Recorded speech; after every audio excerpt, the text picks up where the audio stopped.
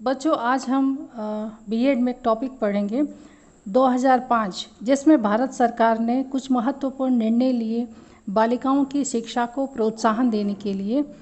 तो हम इसे समझेंगे।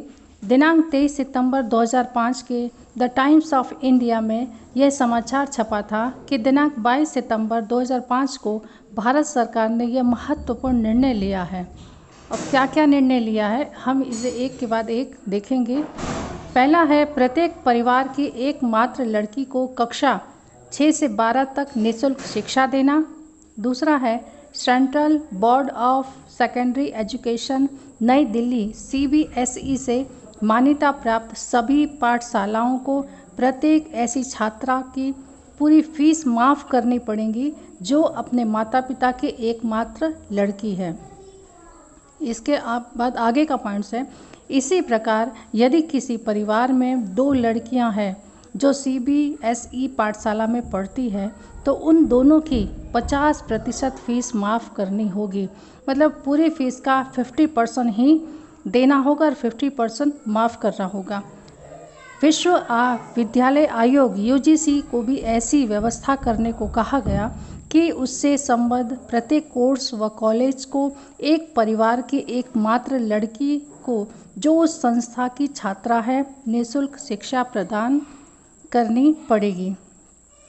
ग्रेजुएट और पोस्ट ग्रेजुएट कोर्स की ऐसी छात्रा को जो अपने परिवार की एकमात्र लड़की है स्कॉलरशिप यानी कि छात्रवृत्ति प्रदान की जाएगी। अब ये तो कुछ महत्वपूर्ण निर्णय लिए गए थे बालिका शिक्षा को प्रोत्साहन देने के लिए।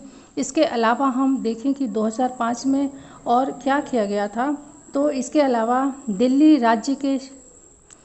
अलावा हम देखेंगे कि दिल्ली राज्य के शिक्षा विभाग ने वर्ष 2005 में कई पाठशालाओं की युवा शिक्षिकाओं को एक ऐसा प्रशिक्षण प्रदान करवाया है।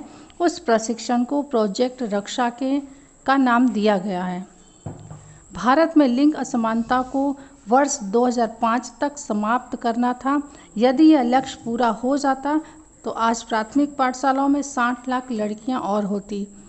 बच्चों, ये जो 60 लाख लड़कियों की बात की गई है ये 2005 के अंतर्गत की गई है। ह्यूमन डेवलपमेंट रिपोर्ट के अनुसार ये कहा गया है। तो ये हमने एक एक पॉइंट्स करके समझा। अब आप इसे 2005 बालिका शिक्षा के प्रोत्साहन हेतु किए गए निर्णय हैं जिसके अंतर्गत आपने इसे समझा।